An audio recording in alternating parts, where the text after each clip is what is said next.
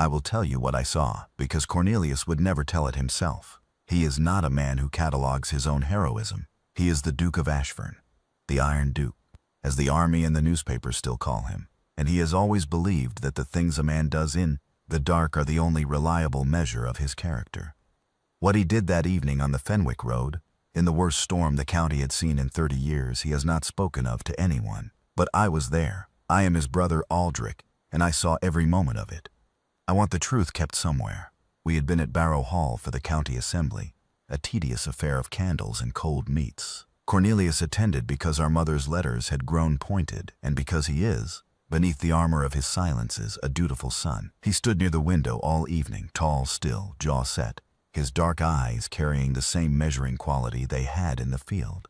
Lady Barrow steered 3 daughters past him in a single hour, and he bowed to each with perfect courtesy and perfect indifference. People spoke around him more than to him. He has never seemed to mind it. We departed just past 9. The snow had begun lightly at 7, but by the time our horses were brought round it was a wall of white, the wind cutting low and mean across the open fields. Our coachman, Fenwick's own man, said the Ashfern Road was passable if we moved quickly and did not stop for anything. Cornelius agreed. He prefers movement to waiting, a soldier's instinct, not always wise in a storm. We had gone perhaps 3 miles when our outrider pulled up and came back to the carriage window, his hat already white to the brim. He had seen a shape on the road ahead, not an animal, a person. The coachman called down that the horses could not stand long in that wind, that whoever it was must belong to a farm. There are no farms on this stretch, Cornelius said, and his hand was already on the door. She was on her knees in the snow when we reached her, her hands pressed flat against the frozen ground, as though her body had refused her last attempt to rise. She had no outer garment worth the name, a wool cloak thin and wet through, no hood, her dark hair plastered to her face by the ice. A small bundle had spilled dark thread and a folded square of cloth across the white ground. A seamstress, I thought, on foot in a blizzard at 9 in the evening, with nothing on either side but open fields. Cornelius was out of the carriage before the wheels had stopped turning. I followed, stumbling through the crust of the snow, and by the time I reached them he was crouched beside her, his own back set against the wind. "Can you stand?" he said. She looked up at him. I want to be exact about her face, because it matters. She was not afraid of him. She was cold past ordinary cold, the kind that has moved from pain into gray exhaustion, yet she looked at him with great dark eyes that were steady in a way I did not expect in such extremity. Hers was a composure that owed nothing to circumstance and everything to character. She said, "I believe I can, if you would be so kind as to help me." That steadiness, I noticed it. My brother noticed it in a different way. He got her to her feet, or rather he lifted her, because her legs gave when she tried to stand, and he simply took her weight, one arm around her back with a directness free of self-consciousness. He was not performing a kindness. He was solving a problem that mattered urgently to him. He pressed her bundle into my hands without looking at me, and then he carried her the last yards to the carriage, carried her outright, her head against his shoulder, the snow driving sideways at them both, and saw her inside with his coat wrapped around her, his coat off his own back before I had thought to offer mine. I climbed in after them. She sat against the far window, very small inside Cornelius's great coat, shivering in long, slow waves. He sat across from her and watched her with an attention so focused that I felt I was the extra party. "How far did you walk?" he said. "From the village, Your Grace. 5 miles outward. I had hoped 3 back. You knew who I was." "I recognized the crest on the door," she said. "The ash tree and the sword." He nodded. The silence that followed was not uncomfortable, which surprised me. Silences with my brother generally have weight and edge. Then he asked what had brought her out, and she told it plainly, without complaint, which I came to learn was her way. Her name was Nessa Thorne. She had walked 5 miles to deliver a finished order to a house on the Fenwick Road, and had been turned away at the kitchen door, the order late by a day, through no fault but the storms, and they had deducted half her payment before sending her back out into it.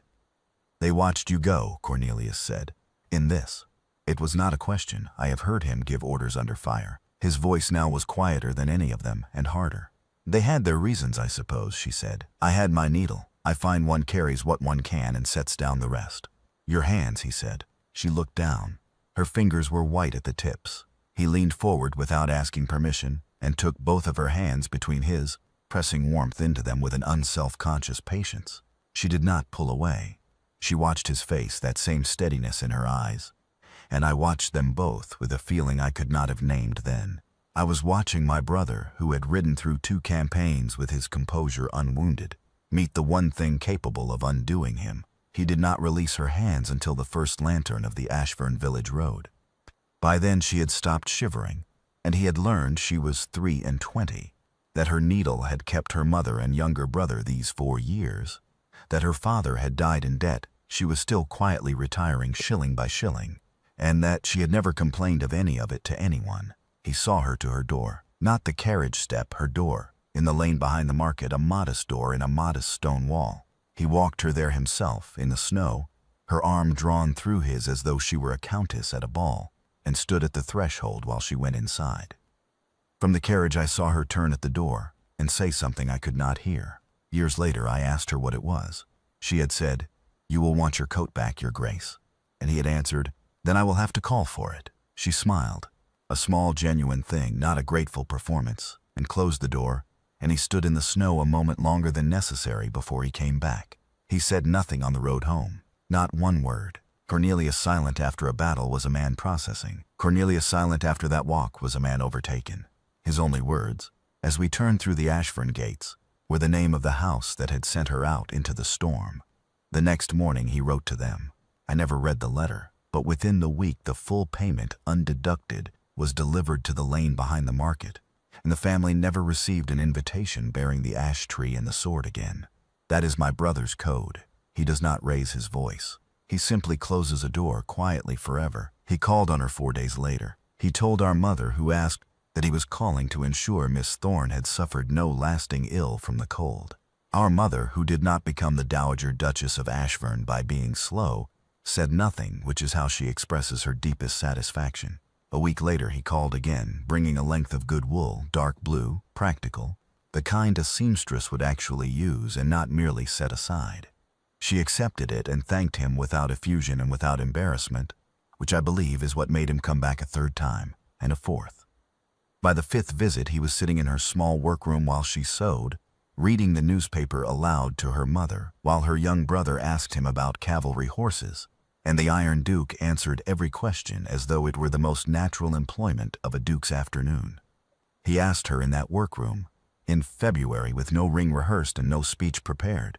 He told me afterward, the only confidence of that kind he has ever given me, that he said, "I have stood in many places without flinching, Miss Thorne, but I find I cannot stand the days between my visits here," and that she set down her needle, looked at him with those steady eyes, and said, "Then come home, Your Grace, and stop counting them."